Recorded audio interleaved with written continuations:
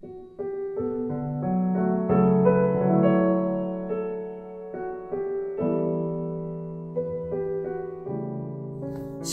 selamat pagi dan selamat menyambut hari Natal.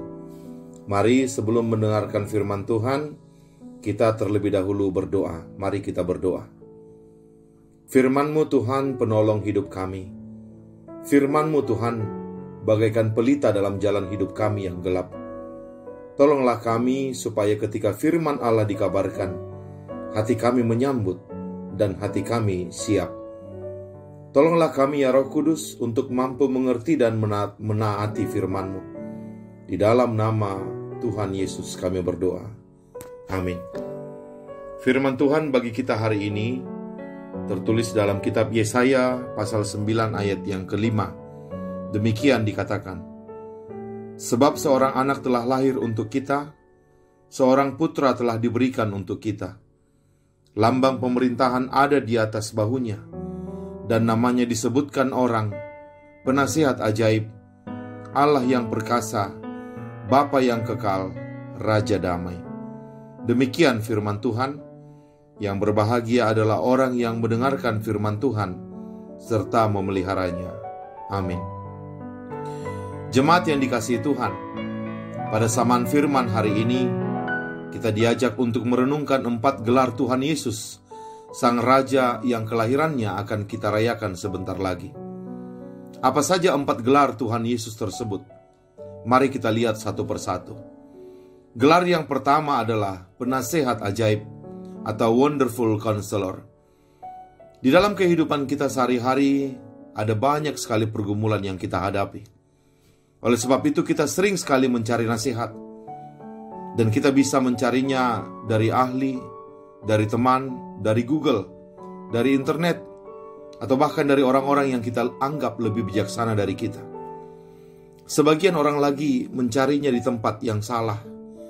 Mereka mencari nasihat kepada ahli-ahli astrologi, atau bahkan kepada dukun klinik, atau bahkan arwah orang mati. Ini adalah sesuatu yang salah, bahkan sesuatu kekejian di hadapan Tuhan. Maka melalui Tuhan Yesus, Allah menyediakan seorang penasihat yang ajaib bagi kita. Bukan penasihat yang biasa-biasa. Dan bila kita baca Roma 11 ayat 33, Sang penasihat ajaib itu, yaitu Yesus Kristus, dikatakan memiliki kekayaan, hikmat, pengetahuan Allah. Sungguh tak terselidiki keputusan-keputusannya, dan sungguh tak terselami jalan-jalannya. Kemudian di ayat berikutnya di Roma 11 ayat 34 dikatakan, sebab siapakah yang mengetahui pikiran Tuhan? Tidak ada seorang pun yang mengetahui jalan pikiran Tuhan. Hanya Yesus yang tahu pikiran Tuhan. Sehingga ketika Yesus menjadi penasihat bagi kita, Dia akan menasihati kita dengan ajaib, yaitu memberitahukan pikiran-pikiran Tuhan yang begitu tinggi, begitu luas, dan begitu dalam bagi kita. Itulah yang akan Tuhan Yesus lakukan kepada kita jika kita membiarkan Dia menjadi penasihat kita.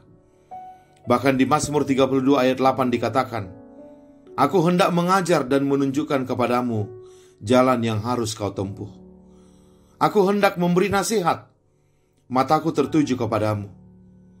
Firman Tuhan ini sangat indah, bahwa Tuhan kita Yesus Kristus bukan saja menjadi penasihat ajaib, tapi Dia sendiri sangat ingin memberi nasihat kepada anak-anaknya. Sering kita bertanya, sulit sekali mencari kehendak Tuhan. Bagaimana saya tahu itu adalah pimpinan Tuhan atas hidup saya?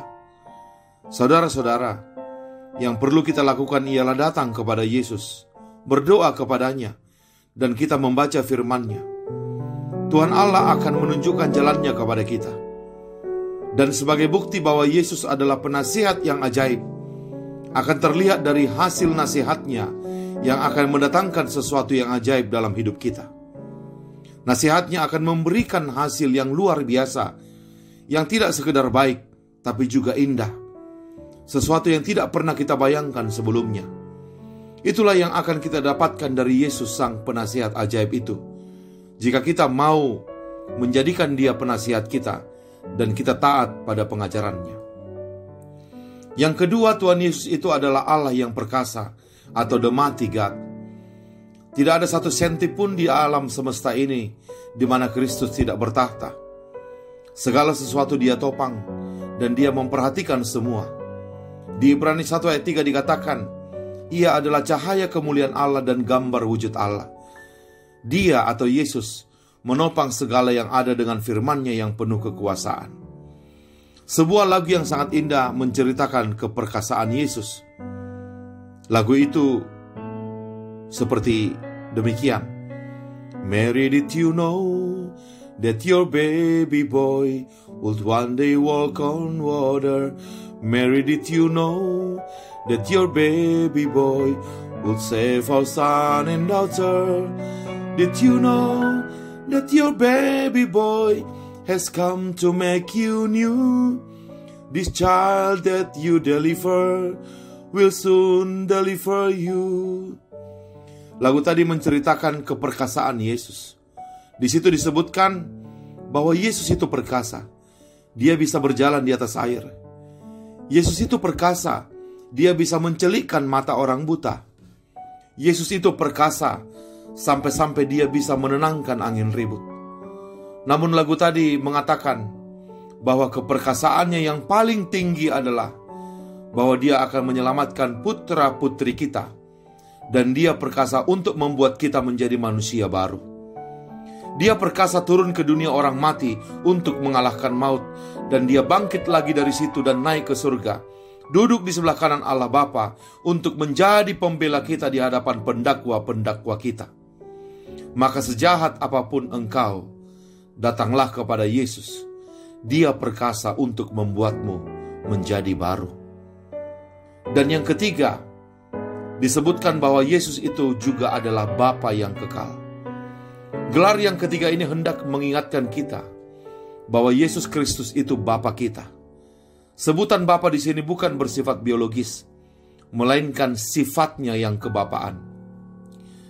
Di Matius 18 ayat 12-14 diceritakan tentang kisah domba yang hilang. Ini menggambarkan kepada kita tentang kasih Kristus yang besar. Dia datang ke dunia ini untuk mencari setiap domba yang hilang. Dia akan terus mencari dan mencari, karena tidak ada seorang pun yang Tuhan kehendaki untuk binasa. Yesus begitu mengasihi kita. Orang tua yang sejati, di hatinya akan selalu tersedia pengampunan kepada anak-anaknya, sejahat apapun anaknya menyakiti hatinya. Maka demikianlah Tuhan Yesus disebutkan sebagai Bapa yang kekal. Dia akan selalu ada untuk mengampuni kita.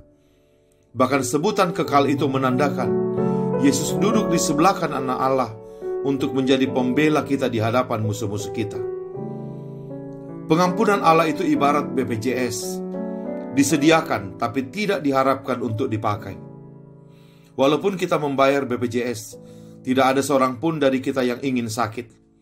Nah, demikianlah pengampunan. Tuhan menyediakan pengampunan bagi kita, bukan berarti supaya kita pakai. Tuhan tidak mengharapkan kita berdosa. Tetapi kalaupun pada akhirnya kita berdosa, Tuhan sudah siap dengan hatinya yang selalu bersedia untuk mengampuni. Itulah Kristus Sang Juru Selamat itu, yang disebut sebagai Bapa yang kekal. Dan gelar yang keempat kepada Yesus Kristus adalah Raja Damai, Princess of Peace.